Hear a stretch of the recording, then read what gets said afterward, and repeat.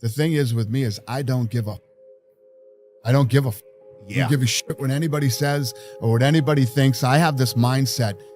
I know exactly who the I am.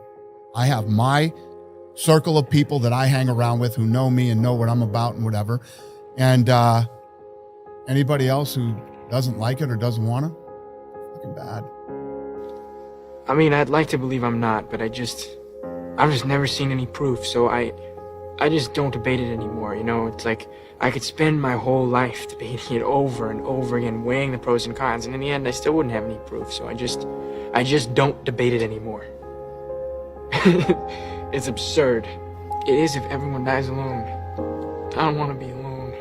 Obsession's gonna be talent every time. You got all the talent in the world, but are you obsessed? Is it all you ever think about? Let's face it, it's you against you out there. When you walk on that court, you have to think, I am the best guy out there. I don't care if LeBron's playing.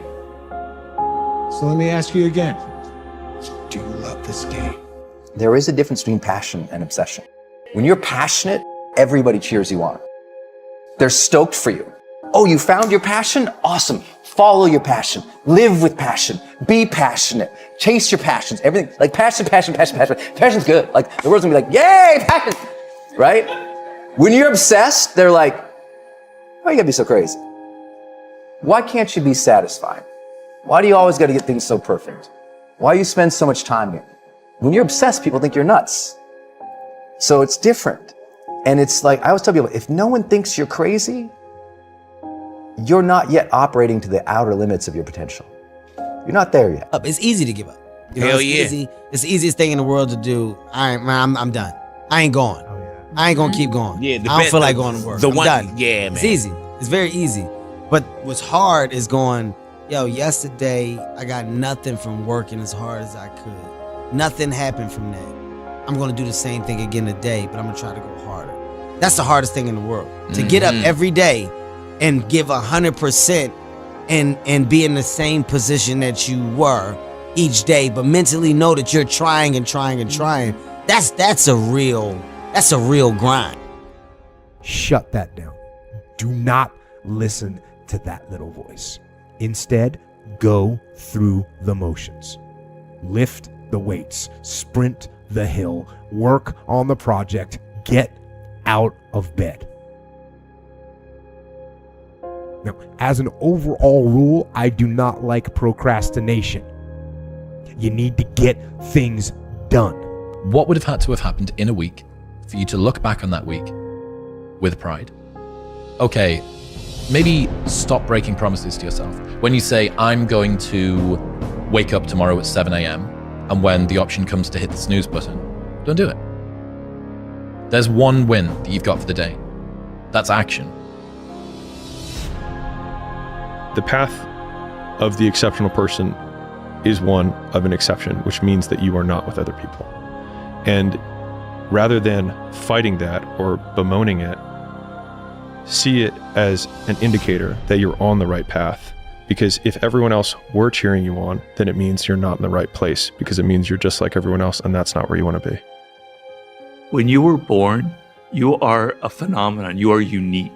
Your DNA has never occurred in the history of the universe, going back billions of years. It will never occur in the future. Your life experiences with your parents and everything that you experience in your early years going on up is unique. It's yours. You're one of a kind, right? So that is your source of power. To waste that is just the worst thing you can do in your life. And what the power is finding that uniqueness. What makes you you, and how you can mine that, and how you can go deep into it and use that to create a career path. So just go and do it, try, learn from it. You'll fail at some things. That's a learning experience that you need so that you can take that on to the next experience. And don't let people who you may respect and who you believe know what they're talking about, don't let them tell you it can't be done. Because often they will tell you it can't be done, and it's just because they don't have the courage to try it. These sort of cornerstones of, I think, classic masculinity are super, super important. But equally important is being kind, is being empathetic, is to stand up for somebody who has less rights than you, somebody who's being picked on, somebody who's being put into the corner, somebody who's just sad. When it comes to like individuality, right? Yeah. What is a good way for people to start to get to know themselves? Does it make sense to you what I'm asking? Yeah, it does. Well, I keep coming back to something that I tell a lot of people I think is very important, is the desire to know yourself.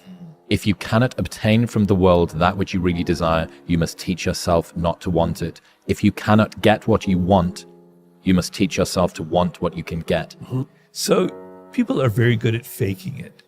And you could be out there listening and go, yeah, I kind of want to know myself better. Okay, let me get online and get, they just forget about it because the other forces are stronger than that.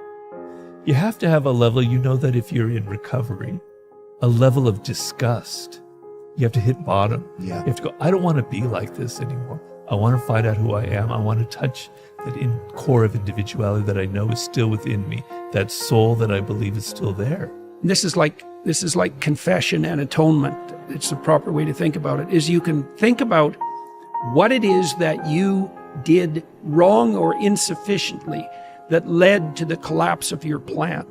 Right, so that's the first investigation, right? And I'm not trying to be flippant about this, because sometimes people's dreams are quite realistic and they still fail catastrophically. It can be brutal. Maybe you did make a lot of good decisions and you suddenly got ill, or someone in your family did, and everything went to hell on you. It doesn't have to be because you've done something cardinally foolish that you fail. It's built into the structure of the world. But it doesn't matter. You can also retreat into yourself and you can say something like, all right, I need to retool my conception of strategy, but also potentially my conception of goal. Maybe I'm looking in the wrong place. Maybe I have to look somewhere else. You go back into your childhood and you go, what was it that made me so different, that was so weird about me? What was it that I was attracted to? As you go through that process, things will start coming up. It's like you're digging, you're excavating. If you're an archaeologist into your own past. Yeah, it's like using a brush and brushing off. You see a little bit of bone, and then you're like, yeah, what other questions can I ask around here that might help me remove a little more dirt? Yeah, and memories will come up, like your memory when you're 2 years old and your brother popping up his head. Things will start coming back to you. And you'll start connecting to who you were when you were young, and you're connecting to who you were as an adolescent. What did I do that wasn't as good as it could have been, and where did I fail to look so that the probability of my failure was higher? Now, to ask that question, you have to want the answer. That's what it means to knock or to ask or to seek. This is no joke. It's like you have to want to know. And it's a very painful thing to do, because especially if you had given it your all to the degree you were able, and you have reason to be bitter, you're going to be searching for the errors that you still made. And discovering your own errors is always extremely painful, right? You have to have the desire. If there's no desire there, if you're just mimicking, if you're just saying it just for the sake of it because it sounds good, I can't help you.